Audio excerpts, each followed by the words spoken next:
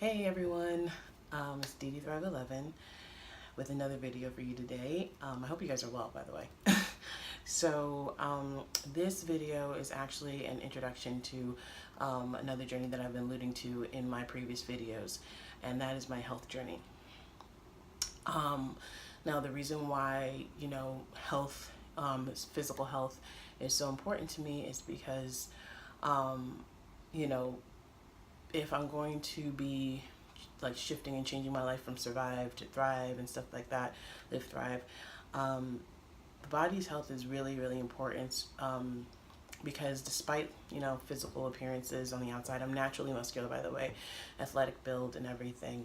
The internal, like our body houses so much internally that affects, our external life, but, speaking for myself, and, body houses like, not only just like the muscles and everything, but like chemicals that also affect, our ability to think clearly, sleep, etc., etc., So, and also if I'm going to be building this, like changing my life and building the best life that I want for myself, as an analogy, if it's a skyscraper that I'm trying to build, how well can it stand if it's on, a foundation that is built of sand versus one that is built of cement, so an unhealthy foundation versus a healthy one, and the body is, what we have. This encases so much, our life, heart stops beating, brain stops working, that's it. You don't really have much to, you can't really do much after that, So it's very, very significant for me. And so in order to do that, I'm actually going on a juice feast. And I'm going to go into or briefly describe what that is a little bit later. But in keeping with, going on this health journey, I've already started working on building a solid Ashtanga yoga practice. That is the yoga practice that I most vibe with and has helped my body the most in the least amount of time, etc., etc. So, and also excuse any other external noise. Like I said in one of my videos before, that walls are thin and stuff, and like there's backyard, people might be in it, etc. But yeah, so I'm working on building a solid Ashtanga yoga practice to take care of like my physical body, at least for the beginning stages. There are other things that I hope to do and incorporate in terms of, my physical care and like physical activities and stuff. But in terms of really working on my internal health, like I said, I'm going on a juice feast to really cleanse my system and stuff. And in the past, the reason why I'm going on this is because in the past I've, really gotten and looked and delved into, raw vegan health, raw vegan dieting and eating and lifestyle. And I've gone back and forth between eating very healthfully and stuff and, falling off, getting back on, falling off. And those experiences have been really great for me, as well as, upsetting whenever I felt I failed and stuff, just because I have experienced what that shift is, and how it's affected me. But the reason why I have always struggled with staying on or staying on that track is, like in the past I faltered because I was, especially in terms of being in school when I really started in my grad program, I was surrounded by people who weren't really supportive. I was not in a very supportive environment, and that got to me a lot. And like I was also in that space of being very deeply depressed, highly anxious. Well, the anxiety really hit later, but like very, very, very deeply depressed. And in keeping with my previous video that I posted, I was like unconsciously in that space of just taking in other people's opinions too much and valuing that over my own. So it was difficult to try and like, I was actually taking my Vitamix blender and putting it in my locker and like making smoothies, and it was just really, it wasn't even just disheartening, but it was really freaking annoying, always dealing with so much close-mindedness around what I was doing and so much judgment and stuff like that.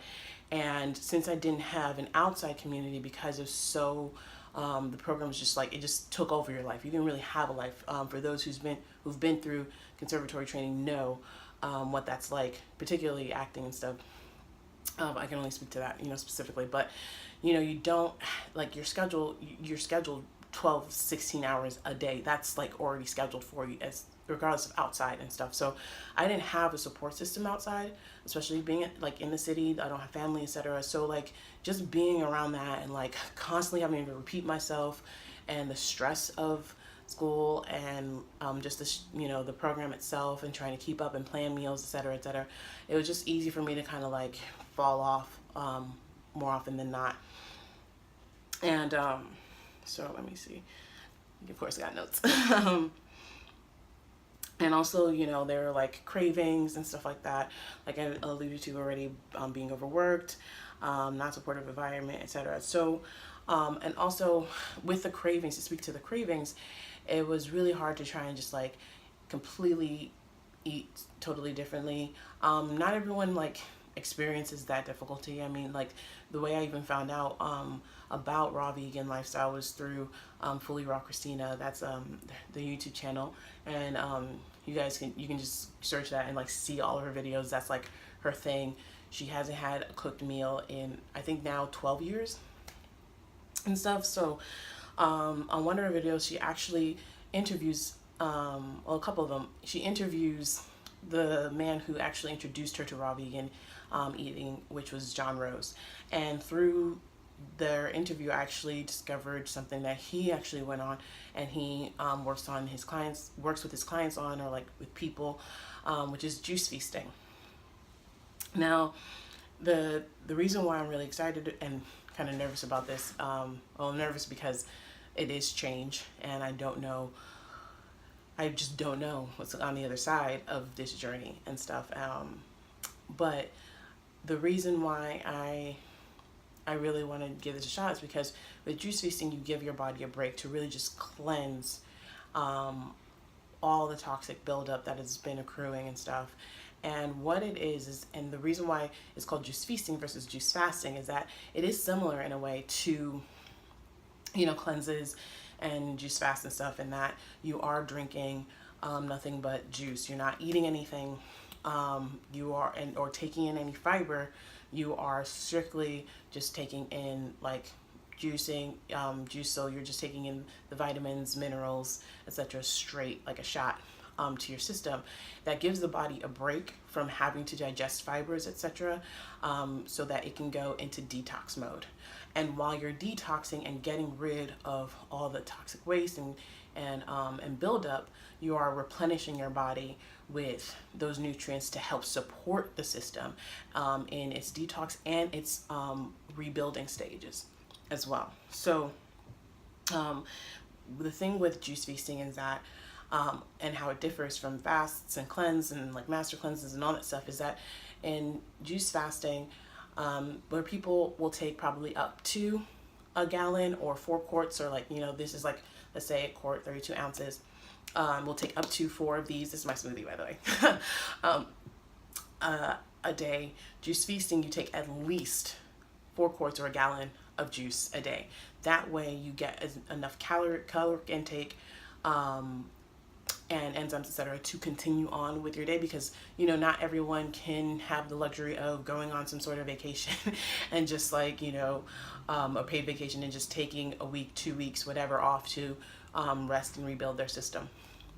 So that way you keep up with your day, and also and your life, and also it gives you enough I think I just lost my train of thought. But it also, because of that, can be done in a healthy manner for a longer duration or period of time. Therefore, really giving the body time to get as much, depending on how long you want to go, etc., as much time to really get like built up stuff in your colon, in your intestines, etc., out of your body. And as I alluded to, I discovered this through John Rose. I'll put a couple of links to his videos in the description box below. There are a plethora. He has his own channel. You can check out those, but like the ones that I'm going to put are ones that distinctly are very informative for me when I started just researching it. And I'm also going to like there's several links, but I'll link probably the Amazon link for the book, and also if I can find some other links to a book that really helped succinctly summarize and spell out the process of juice feasting, which was it's juice feasting. It's called the Beginner's Guide to Juice Feasting, or Juice Feasting for Beginners: A Complete Guide to like Safely Juice Feasting, etc. by Angela Stokes. Angela Stokes went on a 92 guided juice feast. Mine will be unguided just from research and stuff, and I trust my discernment. If you don't trust yours, then by all means, look into contacting people, probably Angela Stokes, John Rose, and also the guy who, I forget his name, but the guy who guided Angela Stokes on her juice feast. You can, I think she even describes it probably if you Google her blog or something like that. But the reason why I don't want to go through that process is because the guy's charging like $347 a month to just have access to the information, and I'm like that's like at least a month, 2 months worth of produce that someone can actually be using to change their life. And you're claiming you want to change people's lives while change, I mean, their politics, everyone does have a right to get money, definitely, but I just felt like that's ridiculous, personally. But anyways, so I'll link her book as well in the description box below, and it's really, really helpful in terms of just being this, like, I mean, I trust it, more trusted guide, and like just really delineating the process of it. Like, for instance, some requirements for juice feasting is 1 head of celery and 2 pounds of leafy greens every day. And so around that, you can make whatever, kind of juices you want, depending also on whether you have like probably diabetes issues, candida, etc. You might want to like not have as much fruit in your juices, etc. So it's really a really great informative book.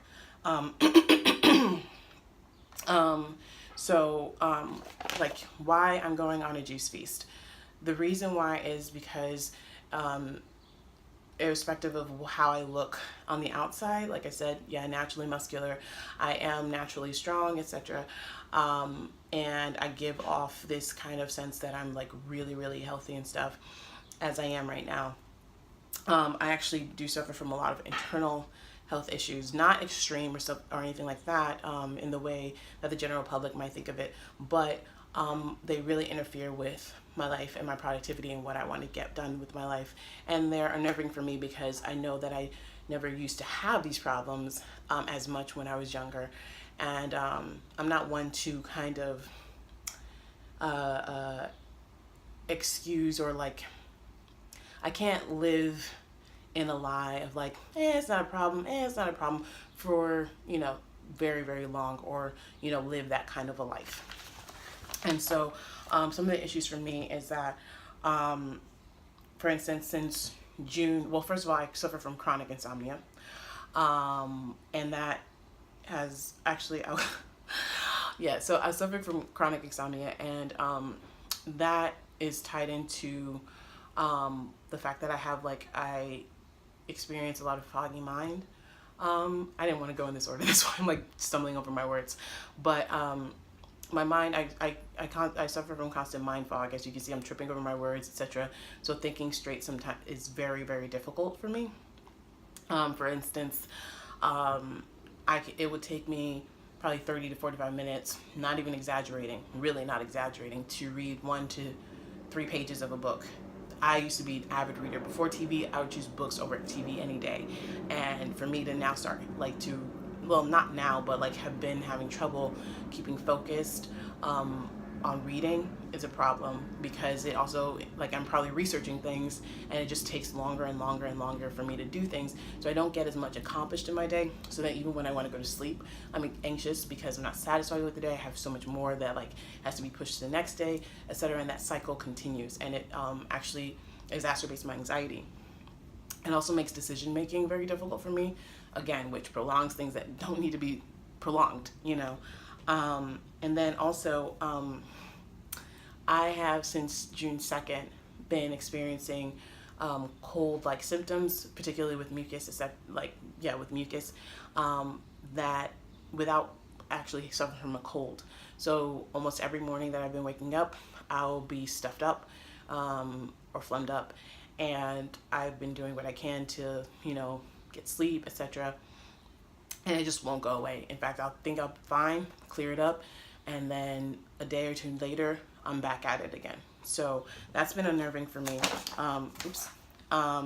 Also, in terms of sleep and like chronic insomnia, my energy levels, like even right now, today, I like really struggled. I'll wake up like 7, 8 in the morning just automatically, even if I set my alarm for like 9, and I will be groggy, mentally foggy. It will just be so difficult for me to get my energy levels up to get things accomplished during the day. Another thing is, so constantly waking up tired. And, another thing is my skin. So, probably, at a distance on this camera and stuff, my skin seems all great. And it does have its, glowy moments and stuff where it's like, and thankfully, I've used only all natural products and stuff. My skincare routine is really good. And then products that I make and my friends have tried and stuff like that, and they love them, and it is working, because I can't imagine what my skin would be like without them. But it's still like I still suffer from like a lot of bags under my eyes due to lack of sleep, etc. I mean, I've had these bags since I was 9. and I still suffer from acne here and there. And the biggest thing though for me, and why I mentioned the bags, is that I constantly look tired. Everyone's body works differently in the way it responds and reacts to, the like processed foods, chemicals, etc., and also how it chooses to expel them. My body likes to expel waste through my skin, hence like acne first, and I sweat a lot. And so my skin is always a sign of is a very big sign for me of how my internal health is going. And I would always look tired, even at in my 1 year Loc anniversary videos. There's one where I really talk about a lot of the internal shifts that I've been making and stuff. That's the one with 8 minutes, last 8 minutes of sound missing. I tried. But I talked about and mentioned that I was wearing makeup and dressing up, not to impress people, but to really just feel this is how I want to present myself, feel good about myself. And it was a way of working from the external, internally, externally, etc. And at the time, at the job that I was working at, a lot of my coworkers, and they wouldn't be mean about this, but they'd be like, hey CJ, how you doing, etc., etc. And they'd be like, why do you look so tired and stuff? And this is when my face is beat with makeup and I look good, and they nobody's saying I look bad, but I'll look tired all the time. And so even though the basic texture of my skin is improved, I improved that back in October of last year by really being diligent about making my skincare products and working with them and using them every day. But there's still work to be done in terms of how tired I look, etc. And then another reason for me to go on a juice feast is that since March of this year, I've noticed that there was one time, for instance, I'm actually getting another one, and I'm really, that's why I'm drinking my smoothie and being diligent about water and stuff like that, getting really in line for my, with my health.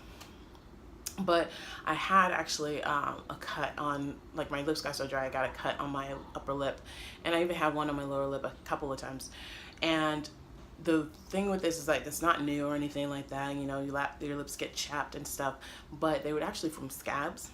And it was so frustrating because it was actually painful to smile, and I love laughing and all that stuff. So what was disturbing for me though is that I'd be guzzling water. And the reason why I'll go on a tangent a little bit.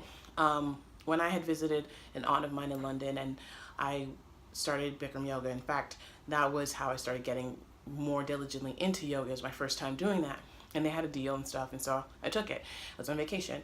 And they had a rule or recommendation of having a liter of water before class, during class, and after class. And with my Virgo rising and some Capricorn energy, I'm very diligent about following rules. And so I did that. I did exactly as they prescribed. And I noticed that for the first time ever in my life, I didn't need chapstick. my lips were smooth, so smooth like butter. That's actually where my skin started getting a lot better, etc. And it made a lot of sense to me because, as we intake water, nutrients, etc., as much as we probably might have issues with making the right choices, our body has no qualms about that. It'll give it the nutrients to the most vital organs first, and whatever is left over, then the skin and, hair and nails get taken care of as well. So in terms of moisture, I had enough moisture for my internal organs, for my skin to also get enough of that as well. So I actually, since that period of time, here and there, I try things, but I actually don't on purpose wear lip balm or chapstick because I use it as a barometer for my hydration level. So back to what I was saying, I was drinking so much water, and my lips actually weren't healing. I even had some other issues where I noticed my skin, my body, it made me worry that my body wasn't healing as quickly, possibly not taking in nutrients as readily as it used to. So that's another reason. And also, since the very stressful period that I alluded to in my intro video, I'll probably link that in the description box below as well, for my entire overarching life journey. Through that period and the stress, etc., and an emotional turmoil, I need to breathe because I'm really nervous. I had lost my appetite, and it was very difficult getting it back. It really hasn't come back in a way, and I just feel like that's even more of an impetus to go on this journey to simplify, as a way of simplifying aspects of my life and rebooting my system, rebuilding my system and stuff, and giving myself the best foundation for what I want to have and manifest and build in my life. And so I'm going to go into what the desired results are. What I hope to accomplish through this is, of course, improved sleep, definitely, and energy. So completely curing my insomnia. It's helping now, especially since I've been just really diligent about my smoothies and stuff. I also hope to gain a lot more mental clarity, concentration, lucidity,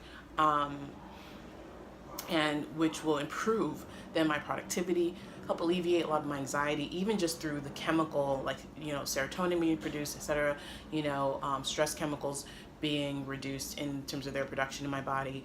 I definitely look forward to seeing my anxiety and depression be alleviated just on a chemical aspect as well.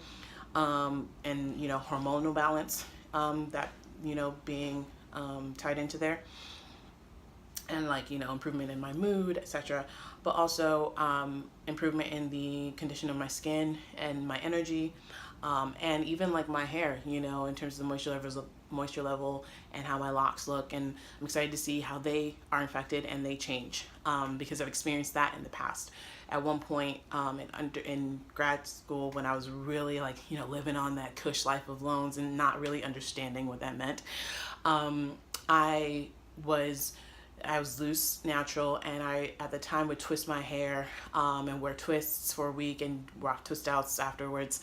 And I was using hydrothermal naturals at the time, and I didn't change anything in my regimen, nothing in my life, except I started eating a mini watermelon and 32 ounces of green juice every single morning for breakfast. So one time I was at my desk, I was thinking, I was just like this, and I was like, whoa, because my roots felt so much more moisturized and smoother, and I literally did not change anything but that on a regular basis. I forget how long into that I was, but yeah.